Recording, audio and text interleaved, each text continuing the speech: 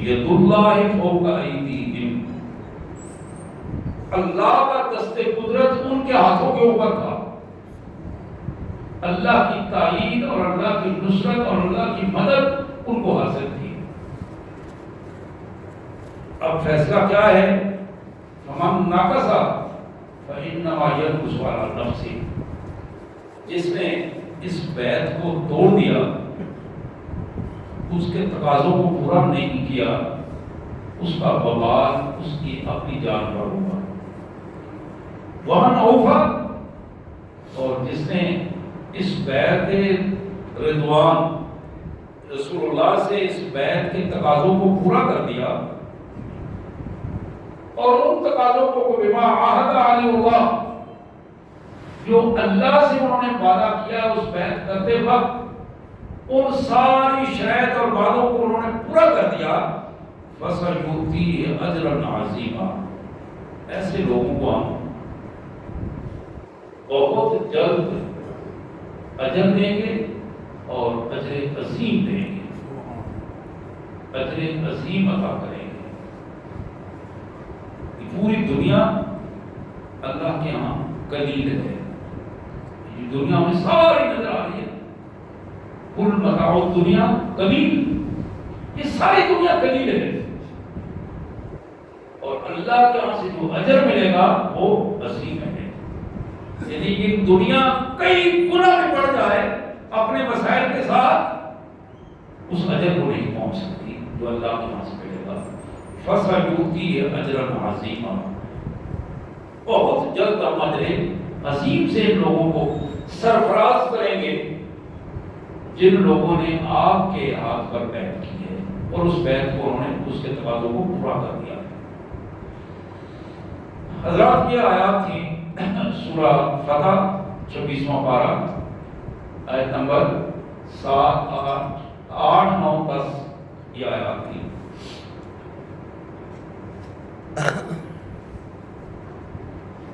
یہ منگل والے دن جو منگل گزری ہے 18 ذی الحج تھا،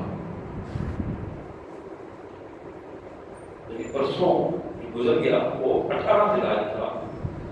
اور یہ 18 ذی الحج جو ہے اس کو تاریخ میں یوم الدار کے نام سے یاد کیا جاتا ہے. 18 ذی الحج کا دن جو ہے اس کو یوم الدار کے نام سے یاد کیا جاتا ہے اسلامی تاریخ میں. یعنی یہ وہ دن ہے جس دن محمد کریم صلی اللہ علیہ وسلم کے تیسرے خلیفہ راشد جناب عثمان ذی النورین داماد رسول صلی اللہ علیہ وسلم کو ان کے گھر میں شہید کیا گیا، ان کا خون بہایا گیا. یہ جمعہ کا دن تھا اور مجموعی طور پر عصر سے مغرب کے درمیان کا ٹائم تھا.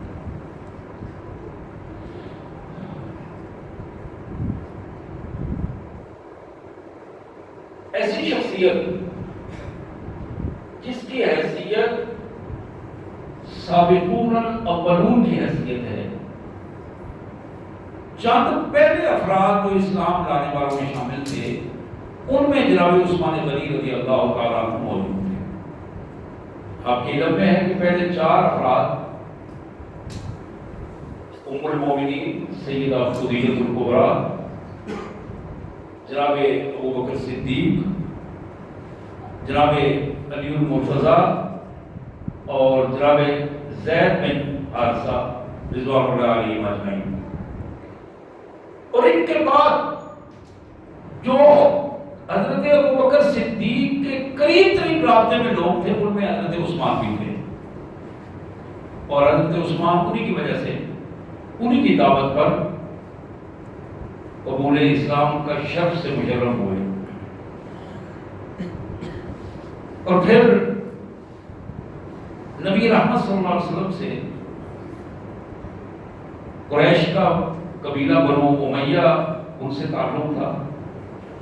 خاندانی طور پر رسول اللہ صلی اللہ علیہ وسلم سے 7ویں 8ویں پشت میں جا کے ان کا سلسلہ مل جاتا ہے.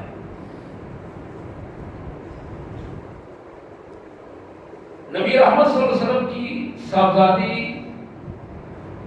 سیدہ رقیہ سلام اللہ علیہ سے آپ کا نکاح ہوا. وہی سیدہ رقیہ ہیں جو غزوہ احد کے موقع پر بیمار تھی. تو نبی رحمت صلی اللہ علیہ وسلم نے پوچھا عثمان کیا کیفیت ہے رقیہ کی؟ تو بتایا گیا کہ آپ بیمار ہیں،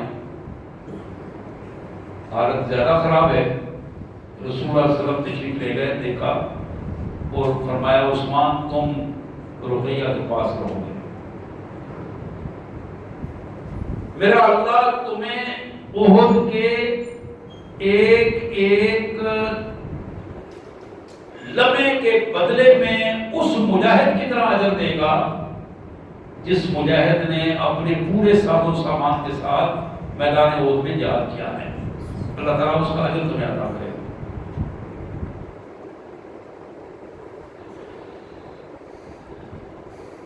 جناب عثمان غنی رضی اللہ تعالی عنہ کی اہلیہ محترمہ بنت رسول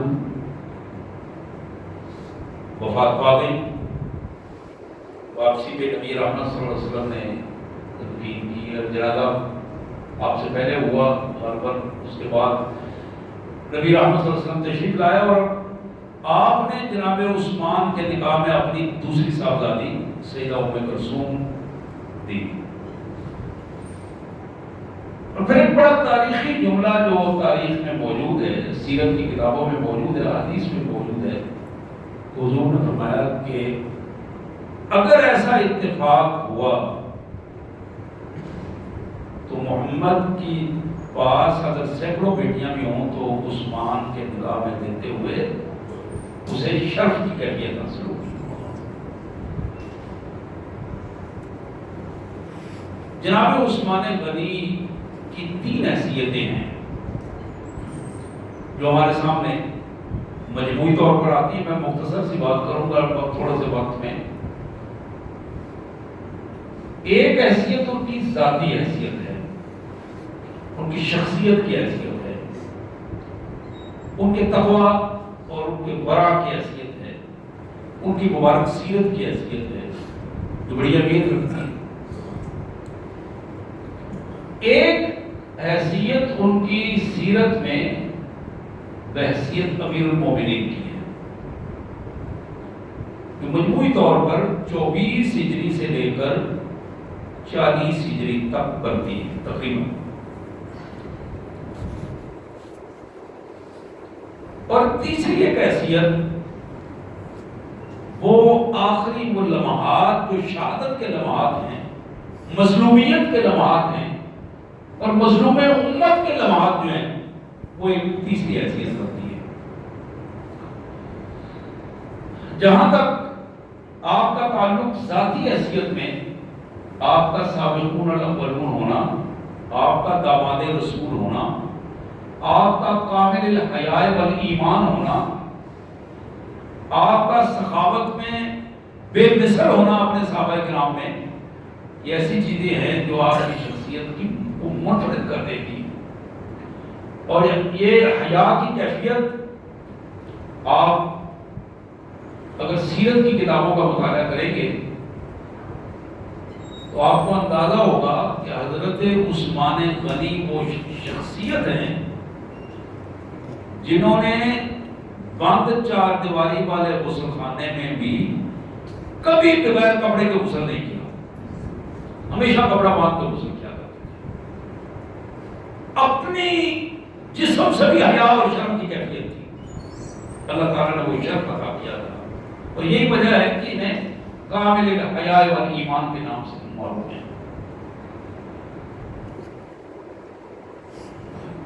ام المومنین میں آج ہی ایک حدیث پڑھ رہا تھا ام المومنین سیدہ عائشہ صدیقہ سلام اللہ علیہا کے حوالے سے کہ نبی رحمت صلی اللہ علیہ وسلم تشریف فرماتے اور اسی کی کیفیت، آسانی کی حالت میں بیٹھے تھے. ابو بکر آئے، اسی کیفیت میں بیٹھے، بات چیت ہو رہی تھی. حضرت علی، حضرت عمر آئے، اور جب حضرت عثمان نے آنے کی اجازت مانگی، سب جو آ رہے تھے وہ اجازت لے کے آ رہے تھے، اجازت طلب کی تو آپ نے اپنے کپڑوں کو سمیٹا، سمٹ کر بیٹھے، کپڑوں کو درست کیا. تو ام المؤمنین کہتی میں نے بعد میں پوچھا اللہ کے رسول صلی اللہ علیہ وسلم، ابو بکر آئے، عمر آئے، آپ نے ایسا نہیں سمیٹا، آپ نے آپ کو سمیٹ کے نہیں بیٹھے. لیکن عثمان جو عمر میں آپ سے بہت چھوٹے ہیں، وہ جب آئے ہیں تو آپ سمٹ کر بیٹھے ہیں، آپ نے کپڑوں کو درست کر کے. آپ نے فرمایا ہاں عائشہ، جس سے اللہ کے فرشتے حیا کرتے ہوں اس سے اللہ کا نبی حیا کیوں نہ کرے. عثمان کا وہ کمال کردار ہے جس سے اللہ کے فرشتے بھی حیا کرتے ہیں. اور حضرات، اس طرح کے 2-3 واقعات اور ہیں جس میں نبی رحمت صلی اللہ علیہ وسلم نے جناب عثمان غنی رضی اللہ تعالیٰ عنہ کی حیاداری کی کمال مثالیں جو ہیں وہ آپ کے حوالے سے موجود ہیں. آپ کی شخصیت کا ایک بڑا اہم پہلو اس حوالے سے، ایک نہیں بے شمار واقعات ایسے ہیں کہ آپ نے اپنی دولت کو جو اللہ نے انعام کیا تھا پانی کی طرح اللہ کی رضا کے لیے بہایا. اس کبھی سوچا ہی نہیں، پانی کی طرح بہایا ہے.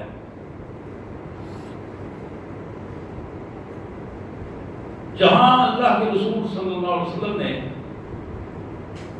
توجہ دلائی وہاں بھی، اور جہاں توجہ نہیں دلائی وہاں بھی. ایک بڑا معروف واقعہ سیرت کی کتابوں میں موجود ہے. کہا بہت زیادہ تنگی کی پوزیشن، اور اس صورتحال میں جب گلہ مل نہیں رہا تھا، مدینہ طیبہ کے باہر ایک قافلہ آگے رکا، اونٹوں سے بھرا ہوا گلہ، اور ایک نہیں ڈھیر اونٹ گلے سے لدے ہوئے مدینہ طیبہ کے باہر آئے اور وہاں رک گیا آگے. تو پورا مدینہ مجموعی طور پر تیزی سے سمٹ کر وہاں دوڑ کے پہنچ گیا کہ پہلے جا کے کون لیتا ہے، اور وہاں بارگیننگ شروع کی. تم جو لا رہے تھے انہوں نے کہا بھائی اس کے مالک ہم نہیں ہیں، جب مالک آئے گا تو آپ اس سے بات کریں. تو لوگ انتظار کرنے لگے. کچھ دیر بعد جناب عثمان رضی اللہ تعالیٰ عنہ تشریف لائے. لوگوں کو پتا چلا کہ یہ تو حضرت عثمان کا مال ہے. اب حضرت عثمان رضی اللہ عنہ سے بارگیننگ شروع ہوئی کہ حضرت آپ کو تو پتا ہے کہ بڑی پریشانی کی پوزیشن ہے گلے کے حوالے سے، اور سب لوگ پریشان ہیں.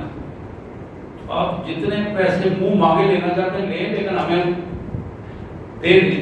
راشن دیں، ہمیں گلہ دیں تاکہ ہم. آپ نے فرمایا کتنے دینا چاہتے ہو؟ کہا جتنے کے آپ دگنا منافع لیتے ہیں، 3 گنا لیتے ہیں. آپ مسکرائے اور آپ نے فرمایا مجھے تو اس سے زیادہ مل رہا ہے. اب وہ بڑھتے چلے گئے. چہرے وہاں ایک دوسرے کے ساتھ وہ مقابلے کی کیفیت پیدا ہوئی. لیکن وہ انسان کہاں تک جا سکتا ہے؟ 1 2 4 5 10 گنا تک. کہا دینے والے نے مجھے تو اس سے بھی زیادہ آفر کی ہے، اور ایسی یقینی آفر کی ہے کہ میں اس آفر پہ مجھے 100% یقین ہے کہ جو آفر اس نے کی ہے میں وہی آفر دوں گا، اس لیے تو ایسے بہت زیادہ ہے. تو لوگ یاسیت کی کیفیت، مایوسی کی کیفیت میں آ گئے کہ اب یہ تو دینے والی کو بات ہی نہیں کر رہے. بلاخر آپ نے فرمایا کہ یہ میرے اللہ کا کرم ہے، اس کی عنایت ہے. میں تو اپنے اس مالک کے حضور اس سے یہ لینا چاہتا ہوں، اجر لینا چاہتا ہوں. میں تو اپنی رقم اس سے لینا چاہتا ہوں جو 10 گنا 70 گنا سے بڑھا کر 750 گنا، اور پھر اس کا یہ وعدہ ہے کہ میں اس سے بھی مزید دوں عطا کر دوں گا. تو تم میں سے کون ہے جو 750 گنا تک یا اس سے بھی زیادہ مجھے دے سکے گا؟ آؤ اپنی اپنی ضرورت کے مطابق سارے دے جاؤ. اور وہ وہی کے سارے کا سارا بدلہ اسی کیفیت میں تقسیم کر دیا گیا. حضرات، یہ جو ذاتی کردار تھا یہ اتنا عظمت والا کردار ہے کہ اس کا کوئی بھی پہلو، ذاتی کردار کا کوئی بھی پہلو، میں سمجھتا ہوں کہ ایسا نہیں ہے کہ وہ تشنا ہو اور اس میں آدمی کوئی بھی فرد کسی بھی سطح پر کوئی انگلی اٹھا سکتا ہو. باوجود اس کی یہ حدیث میں نے کئی دفعہ بیان کی مختلف خطبات میں، آپ کی رقت قلبی کی پوزیشن یہ ہوتی تھی، خوف خدا کی پوزیشن یہ ہوتی تھی، تقوی کی پوزیشن یہ ہوتی تھی کہ بالعموم جب کسی قبر کے پاس سے گزرتے یا کھڑے ہوتے تو آپ بے ساختہ رونا شروع کر دیتے. اتنا روتے وہ ہوا یقل لیا ہوا آپ کی داڑھی مبارک آنسو سے تر ہو جاتی. اور پوچھنے پر، توجہ دلانے پر یہ اکثر بیان کیا کرتے کہ میں نے اپنے پیارے رسول صلی اللہ علیہ وسلم سے سنا ہے کہ قبر آخرت کے مراحل میں سے پہلا مرحلہ ہے. جو شخص اس مرحلے میں کامیاب ہو گیا آخرت کے باقی مراحل اس کے لیے آسان ہو گئے.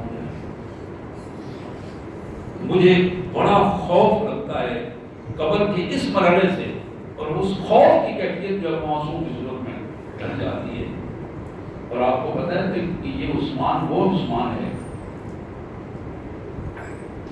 جیش العسرہ میں، جیش العسرہ غزوہ تبوک، محمد کریم صلی اللہ علیہ وسلم جب لوگوں کو بلا کر ترغیب دے رہے تھے، آؤ اللہ کی راہ میں نکلو اور جو کچھ ہے اسے لے کر نکلو. یہی وہ جیش العسرہ ہے جس میں جناب ابوبکر صدیق نے گھر کا سارا مال پیش کیا تھا. یہی وہ جیش العسرہ ہے جس میں جناب امیر المومنین عمر بن خطاب رضی اللہ تعالیٰ عنہ اپنے گھر کا آدھا مال پیش کیا تھا. اسی جیش العسرہ میں نبی رحمت صلی اللہ علیہ وسلم کے حضور ایک صحابی جو ساری رات، غالباً حضرت علی رضی اللہ عنہ کا واقعہ بھی اسی طرح کا ہے، ساری رات یہودی کے کھیتوں کو پانی پلا کے 2 کلو یا 2 سا کے قریب کھجوریں لائے اور وہ گھر لے جانے کی بجائے اللہ کے رسول صلی اللہ علیہ وسلم کے حضور پیش کی. اور پھر رسول اللہ صلی اللہ علیہ وسلم دعائیں کر رہے تھے اور کھجوروں کو پورے ڈھیر پر آپ نے پھیلا کر دعائیں بھی کی اور فرمایا کہ یہ پورے ڈھیر کے لیے برکت کا باعث بن جائے گی. اسی کیفیت میں جناب عثمان سامنے سے آئے تو حدیث میں یہ الفاظ آتے ہیں، مشکات میں یہ حدیث ہے کہ آپ نے اپنی آستین کے ادھر سے نیچے سے، یہاں آستین تھی، جیب تھی، اس کے نیچے سے آستین کے جیب سے 1000 سونے کے سکے نکالے. 1500 سال میں بات کر رہا ہوں تقریباً. آپ ذرا دیکھیے یہ 100 سال پہلے سونے کا کی کیفیت کیا تھی، آج کیا ہے. 1500 سال پہلے مجموعی طور پر 1000 سونے کے سکے دینار نکالے اور اس طرح نکالتے چلے جاتے تھے. حدیث میں آتا ہے کہ رسول اللہ صلی اللہ علیہ وسلم کی گود میں لا کے رکھے. آپ ان سکوں کو گود سے اٹھا کر اس طرح اچھال رہے تھے، اپنے ساتھیوں کو دکھا رہے تھے اور چہرہ مبارک خوشی سے تمتما رہا تھا اور بار بار یہ الفاظ کہہ رہے تھے، عثمان آج کے بعد تمہارا کوئی بھی عمل تمہیں نقصان نہیں دے گا. آج کے بعد تمہارا کوئی بھی عمل تمہیں نقصان نہیں دے گا. یہ بڑے اہم الفاظ ہیں جو یہاں مسند احمد کی حدیث مبارک ہے. جاء عثمان بألف دینار فی کمہ حین جہز جیش العسرہ فنشر فی حجرته فرأیت النبی صلی اللہ علیہ وسلم یکلمها فی حجری ویقول ما ضر عثمان ما عمل بعد اليوم ویقول مرتين. 2 دفعہ آپ نے یہ جملہ کہا عثمان آج کے بعد تمہارا کوئی عمل تمہیں نقصان نہیں دے گا۔ حضرات،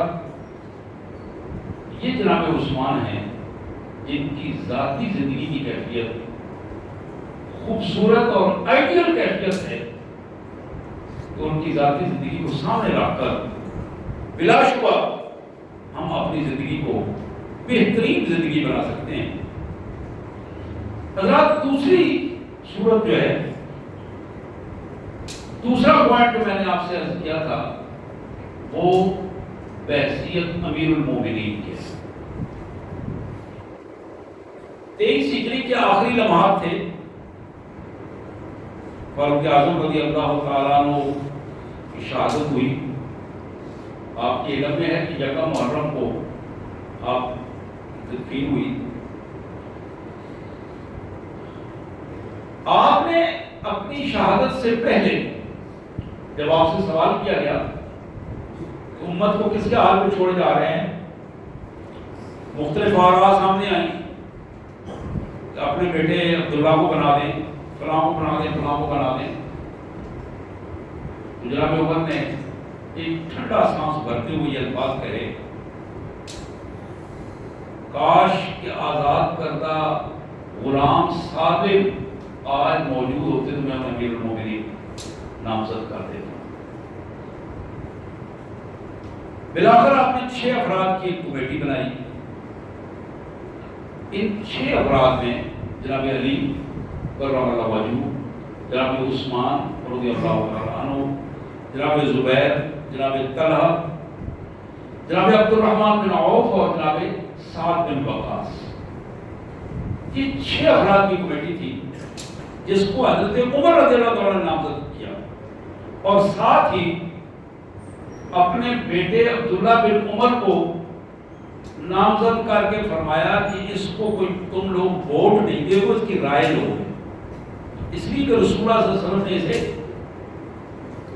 ایک خاص مقام دیا ہے، اور اس مقام کے پس منظر میں عبداللہ کا نام تمہیں دے رہا ہوں، لیکن میری رائے یہ ہے، حکومت یہ رائے دی کہ میرے بیٹے کو ووٹ نہیں دے گے، یہ خلافت میں اس کو کوئی دخل نہیں ہے، لیکن اس کی رائے تم ضرور لو گے۔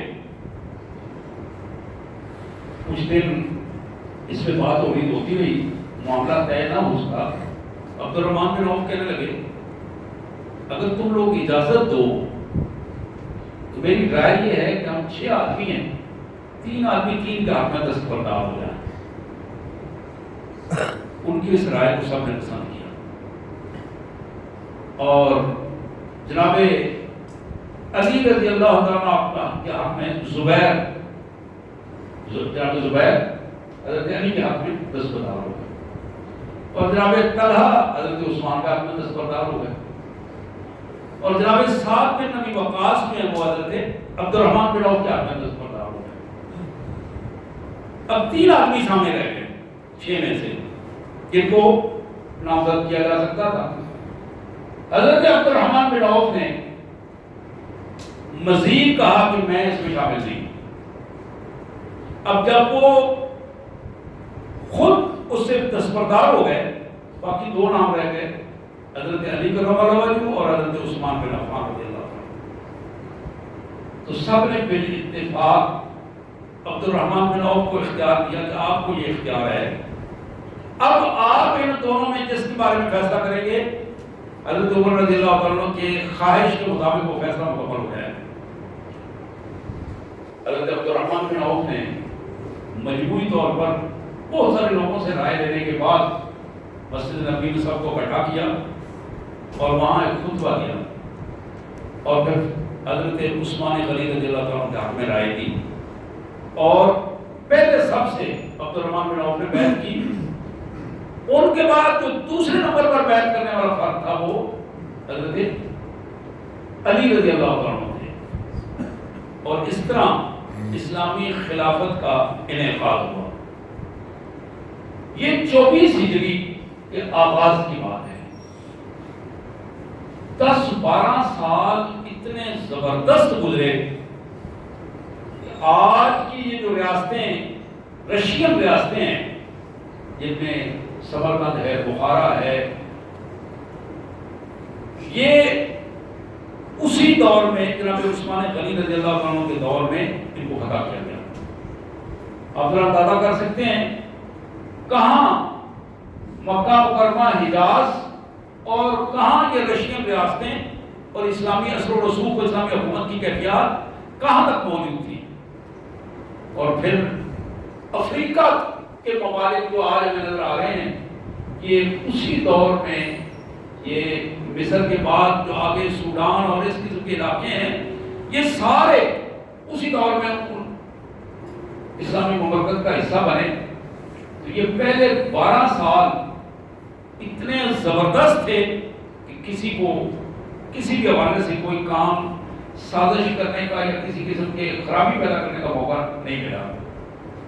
لیکن اس کے بعد جو آخری 8-10 سال تھے اس میں شورش برپا ہوئی، اور اس کا پس منظر انشاءاللہ اگر اللہ نے موقع دیا تو اگلے خطبہ جمعہ میں اس پہ تفصیل سے بات ہوگی کہ شورش کیا تھی اور اس کا پس منظر کیا تھا اور وہ لوگ کیا چاہتے تھے۔ لیکن اس شورش میں بالآخر 40 ہجری میں جناب عثمان غنی رضی اللہ عنہ کی شہادت ہوئی۔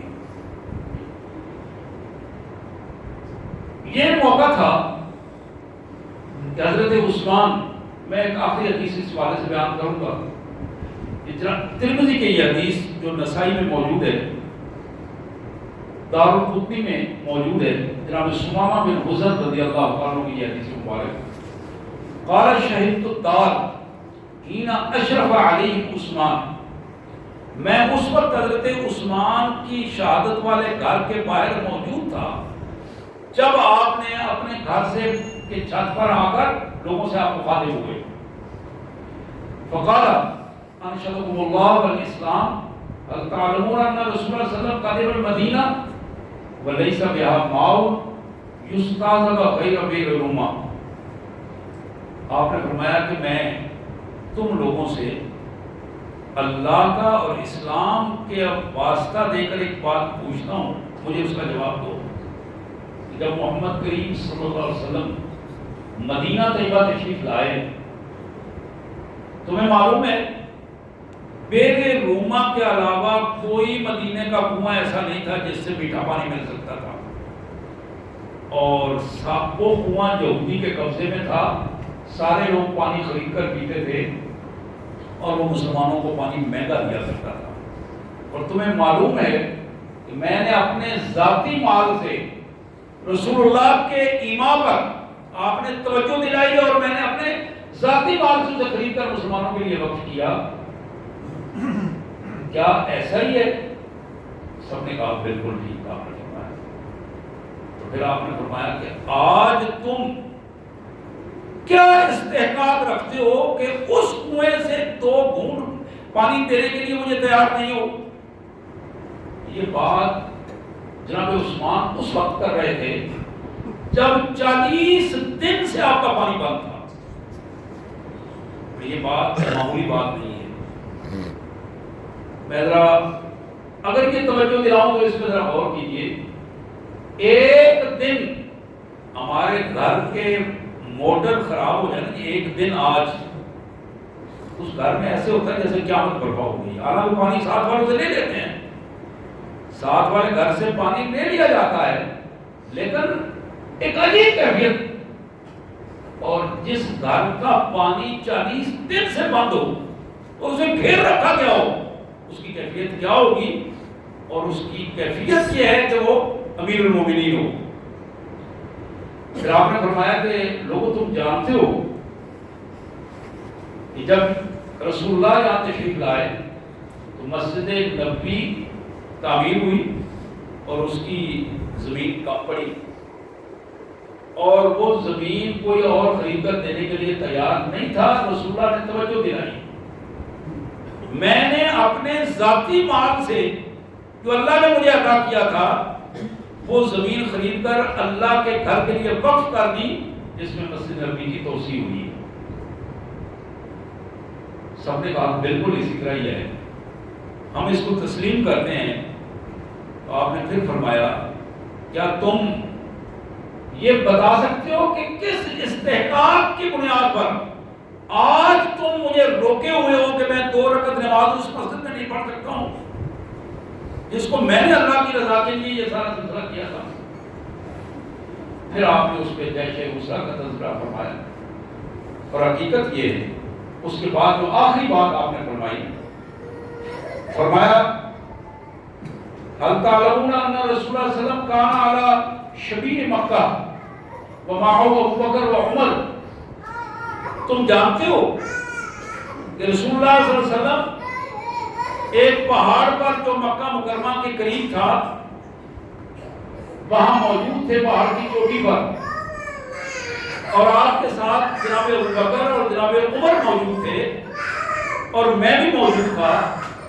وہ پہاڑ متزلزل ہوا تو رسول اللہ صلی اللہ علیہ وسلم نے اس پر پاؤں زور سے مارا اور آپ نے فرمایا، بلکہ قریب تھا کہ ہم پتھروں پر تینوں گر جاتے، چاروں گر جاتے، فراغت و برجلی قال اسکت سبیل، آپ نے زور سے پاؤں مار کر اس کو کہا کہ رک جاؤ، فإنما علیک نبی وصدیق وشہیدان، تمہارے اوپر ایک اللہ کا نبی، ایک صدیق اور 2 شہید ہیں۔ یہ بات نبی محترم صلی اللہ علیہ وسلم نے فرمائی، قالوا اللہم نعم، انہوں نے اس بات کی تسلیم کیا، یہ بات بالکل ٹھیک ہے۔ قال اللہ اکبر، اس پر جناب عثمان غنی رضی اللہ عنہ نے اللہ کو گواہ بنا کر اللہ کی تکبیر بیان فرمائی، کبریائی بیان فرمائی، اور کہنے لگے اللہ جانتا ہے، شاہدو ورب الکعبہ انی شہید قال ثلاثا، رب کعبہ کی قسم تم بھی گواہ رہنا، میرا رب بھی گواہ ہے، میں اسی حدیث کے مطابق جو محمد کریم صلی اللہ علیہ وسلم نے فرمائی ہے، مجھے اللہ نے شہادت کا مرتبہ عطا کرنا ہے اور میں اس کے لیے تیار ہوں۔ یہ 3 دفعہ یہ جملے کہے آپ نے۔ حضرات، یہ وہ اہم شخصیت ہے جس کے حوالے سے میں بات کرنا چاہتا تھا۔ اللہ سے دعا ہے اللہ تبارک و تعالیٰ ان کی قبر کو نور سے بھر دے، اللہ تعالیٰ ان کے درجات کو بلند فرمائے، اور محمد کریم صلی اللہ علیہ وسلم کے اس عظیم المرتبہ داماد کو اللہ کے ہاں جو مراتب حاصل ہیں ان میں اللہ تعالیٰ اور اضافہ فرمائے۔ انشاءاللہ اگلے جمعہ المبارک کو ان کی شہادت کا جو پس منظر ہے اور محرکات ہیں اور ان میں جو ہمارے لیے اسباق ہیں اس حوالے سے بات ہوگی۔ صلی اللہ علیہ نبی وعلی آلہ و اصحابہ وبارک وسلم۔